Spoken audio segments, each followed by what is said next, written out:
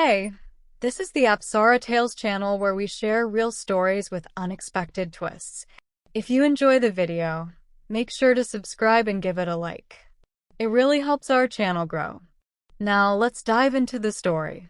My name is Derek. I'm 35 and I fix cars for a living. Been doing it since I was 1-8, and my dad ran the garage before me. Small place just off Main Street. Nothing fancy, but folks in this town know me. I keep their engines running, change their oil, rotate their tires. It's honest work, and most days that's enough. I live alone in a 2-bedroom house I inherited from my aunt. No kids, no pets. Got divorced 3 years ago. We weren't bad together, just not good. Sometimes people outgrow each other. Or maybe we never really fit in the first place. I used to think that made me a failure. Now I just think I learned something. My life is simple. Wake up at 6 o'clock, coffee, garage by 7 o'clock, work until 5 or 6, home by sunset, microwave, dinner, maybe a game on the TV, then bed. It's not glamorous, but it's quiet, and after the last few years, I learned to appreciate quiet. Anyway, that Thursday night was supposed to be like any other. I just finished changing transmission on an old Dodge when I decided to head home early. Sky was turning orange, that golden kind of evening light when I saw her. She was parked to the side of the road, hood popped open, hazard lights blinking. She looked like she didn't know whether to curse at the engine or cry. I pulled over instinctively. Guess it's the mechanic in me. You see someone stranded? You stop. Need a hand? I asked as I walked up. She turned to me. Blonde hair pulled back in a loose braid, navy cardigan over a faded dress. She looked tired. Not the kind of tire from a long day, but the kind that's lived in you for years. Still, there was something calm about her. It just died, she said. Won't even turn over. I peeked under the hood, jiggled a couple wires, tapped the starter with my wrench, and asked her to try again. Nothing.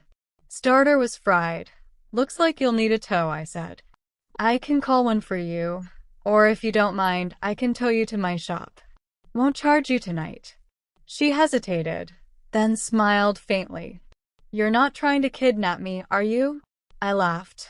Only if you're hiding a winning lottery ticket. She cracked a smile, the first real one, and nodded. All right, I trust you. 15 minutes later, we were back in my garage. I told her I'd have to order the part, but it'd be ready by Saturday. She said she didn't live far, walked most places. When I offered her a ride home, she paused. Actually, she said, do you mind coming in for tea? Just as a thank you. Now, I'm not the kind of guy who gets invited in by strangers, but something about her, gentle, genuine, made me say yes.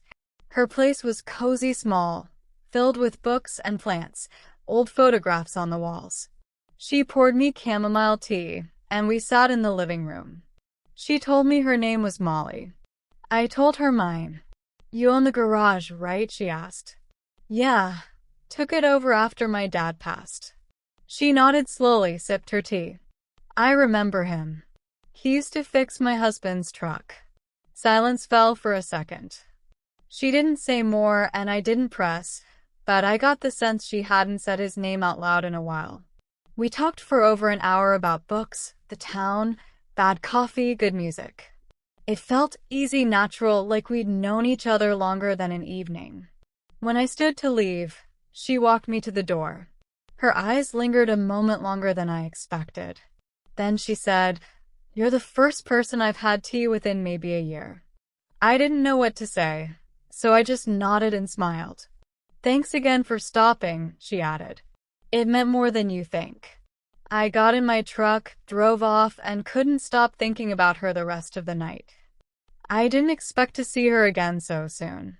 Saturday started like most Saturdays, slow, quiet, with the hum of the shop radio keeping me company while I worked. I'd installed the new starter in Molly's truck the night before. Everything checked out. It turned over clean. Battery was solid. Connections tight. Around 9 a.m., I left her a voicemail to let her know I was ready whenever she wanted to swing by. By 2 o'clock in the afternoon, I'd almost forgotten about it. I was elbowed deep in the undercarriage of an old Ford when I heard the bell above the garage door chime. I slid out from under the car and wiped my hands on a rag. And there she was. Same quiet presence, same cardigan. Only this time she wore over a white blouse and jeans. Her hair was up in a loose twist, and she looked a little more rested, like maybe she'd actually slept the night before. But what caught me most was how she smiled when she saw me. Genuine soft, like we were already old friends. "Hey," she said, stepping just inside the garage. "Hope I'm not interrupting." "Not at all," I said, dropping a rag on the workbench. "Your truck's ready to go already," she raised her eyebrows. "That was fast." "Well, I skipped lunch," I said, half joking. "Figured I owed it to you for the tea." She laughed a little, then glanced around the shop. "You always work alone." "Most of the time, my cousin used to help out, but he moved to Dallas last year." She nodded, then looked at the truck. "So what do I owe you?" I handed her the invoice. It wasn't much, just parts and a little labor. I kept it honest. She reached into her purse. "Can I Venmo you?" "Sure," I said. "Or you can pay Monday if that's easier." She looked at me for a second, like she was searching my face for something, maybe trying to decide if I meant that. "You always this generous?" she asked, voice low. I shrugged only when I liked the tea. That made her laugh. A real laugh this time. Warm, sudden, like it surprised even her. And I knew then I wanted to hear that sound again. "Okay, tea is," she said. "My place. Lead the way." This time she didn't hesitate. We drove over in our own trucks, but I followed her down some winding back streets to a little cul-de-sac I didn't even know existed. Her house was tucked between tall trees, a little blue cottage with a garden in front that looked half wild and half loved. There were wind chimes on the porch and a bird feeder hanging from a low branch, swaying gently in the breeze. Inside, her place was even more her than I remembered. Books everywhere, soft lighting, old records stacked by the player.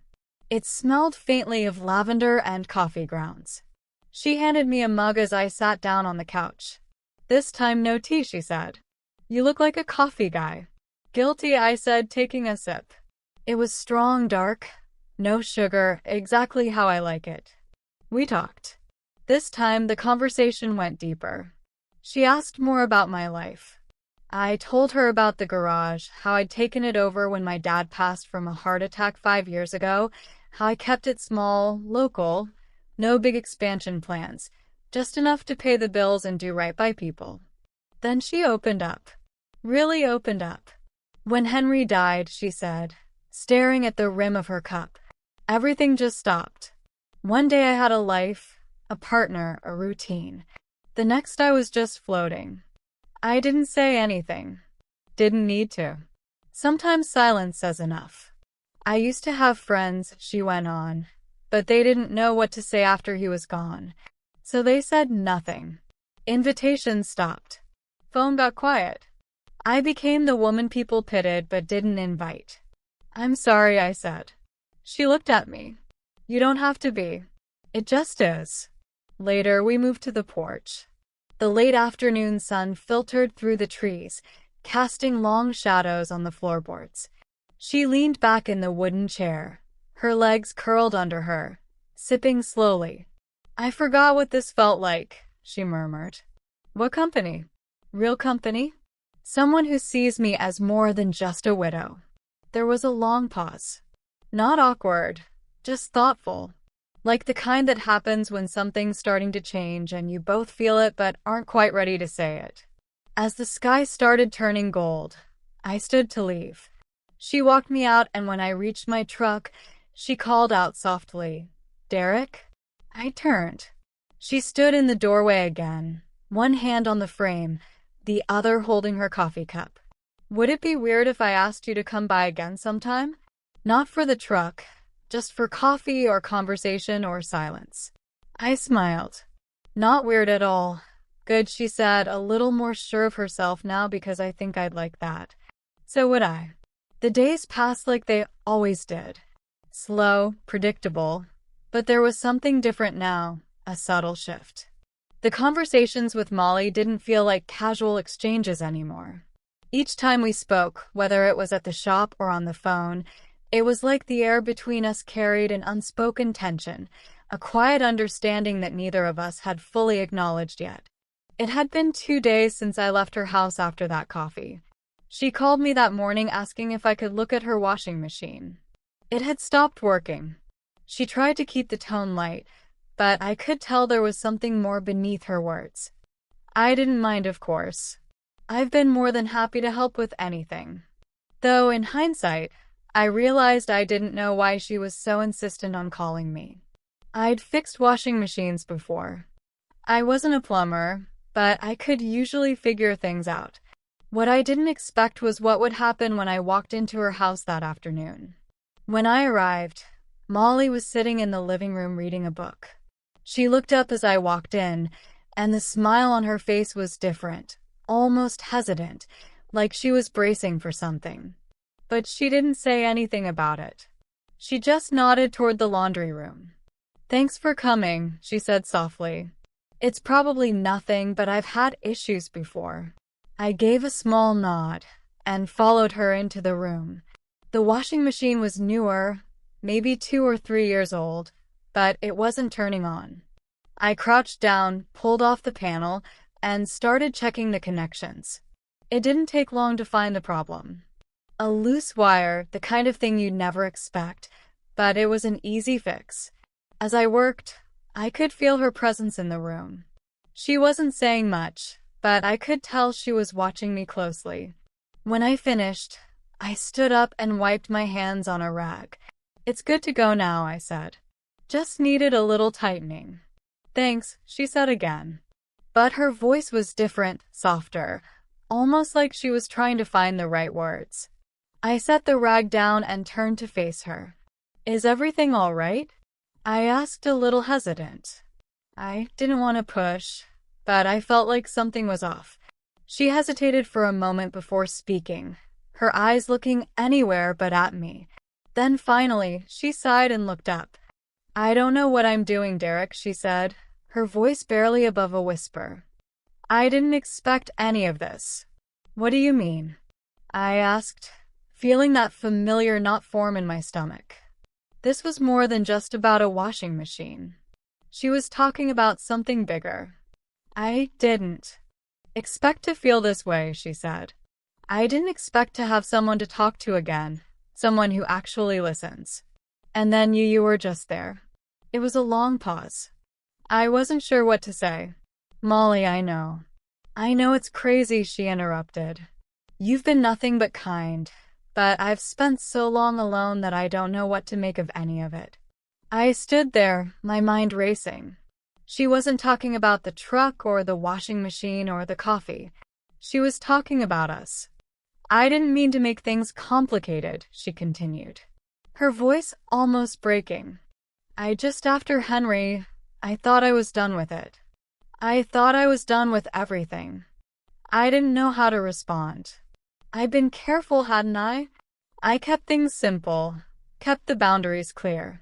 But now it felt like we were both standing at the edge of something, unsure whether to step forward or turn back. "Molly," I set my voice low. "I'm not here to complicate your life. I'm just trying to help. And if that's all I am to you, that's okay." She shook her head quickly. "No, it's not that simple. It's not just you helping me with things around the house. It's everything how you've been there when no one else was. It's not that I don't appreciate it. I do." She took a deep breath as if preparing herself for something, but I can't keep pretending I don't feel something more. I can't keep denying it. There it was, the confession I hadn't expected but somehow knew was coming. She wasn't just talking about gratitude anymore. She was talking about the way things had changed between us. The way I'd started to fill a space in her life that no one else had even come close to. And I didn't know what to say. I hadn't expected this. I hadn't expected her to come right out and say it. but there it was hanging in the air between us. I stepped closer, my mind still racing. I had to say something. I'm not trying to rush things, Molly. I don't want to make things harder for you. She smiled softly, her eyes filled with something I couldn't quite name. I know. I'm not rushing either. I just wanted you to know that I feel it too. Whatever this is, there was nothing more to say after that. She didn't expect an answer from me, and I didn't have one to give. We were both just standing there, taking in the weight of it. And for the first time in a long time, I realized I wasn't sure where this was going, but I was okay with that.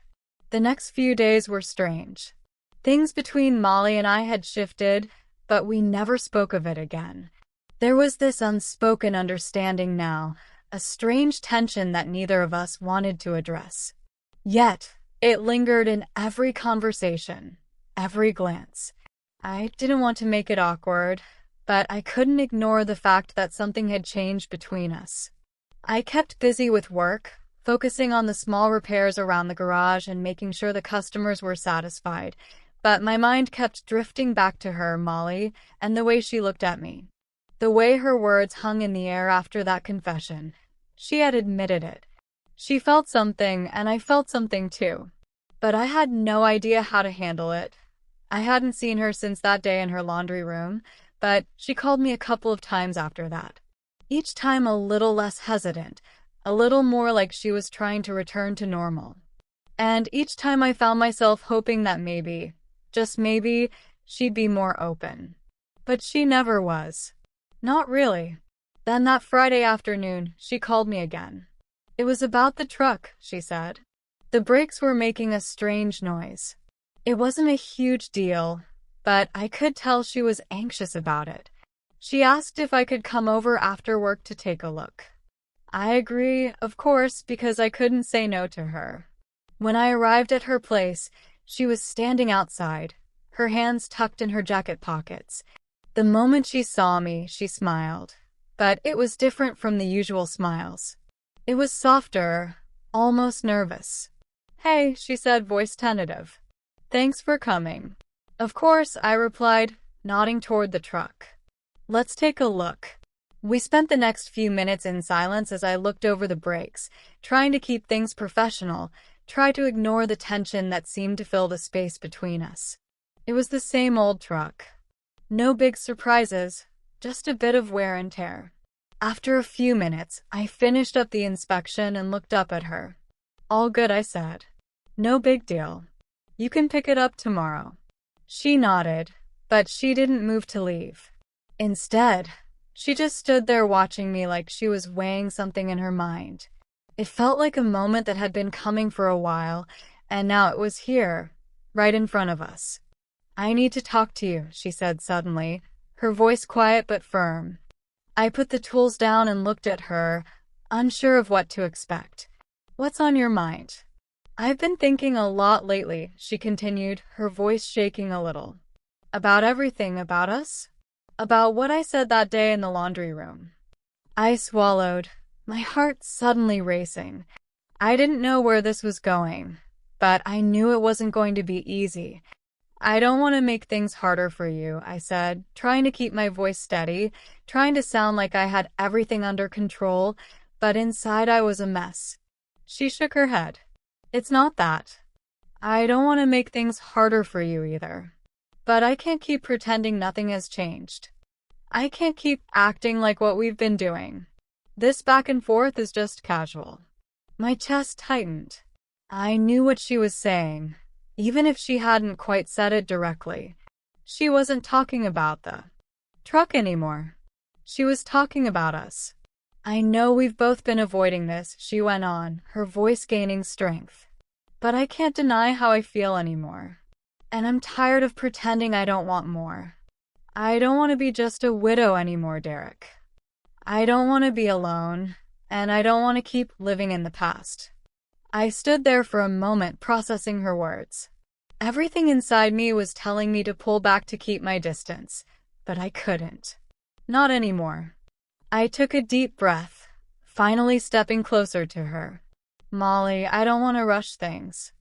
I don't want to complicate your life, but I can't deny that I feel the same way. She let out a breath, and for the first time in what felt like forever, she smiled genuinely, like a weight had been lifted from her shoulders.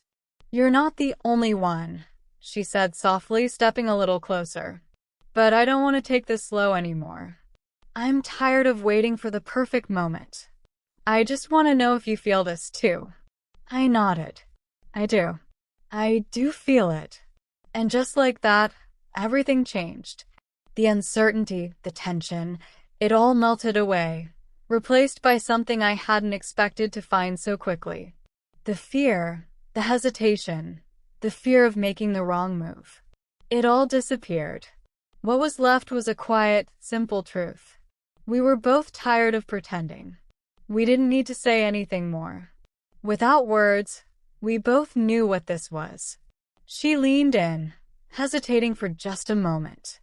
I met her halfway, and when our lips finally touched, it wasn't rushed or desperate. It was just right. And in that moment, I realized that whatever came next, I was ready to face it. The days after that night were different. There was no going back. No pretending we didn't feel what we felt. The air between Molly and me had shifted, but in the best way possible. We didn't rush anything. We took our time, letting the relationship unfold at its own pace. But it wasn't just the attraction.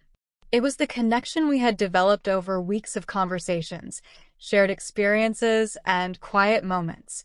I think we both knew that this wasn't something that could be easily ignored. Neither of us was the kind of person who could go on living in denial. And after the kiss, everything felt so much clearer. Still, I couldn't help but feel a little nervous every time I saw her. The weight of what we had crossed into the unknown of it all was just different. But the longer I spent with her, the more I realized I didn't want to go back to the way things were before.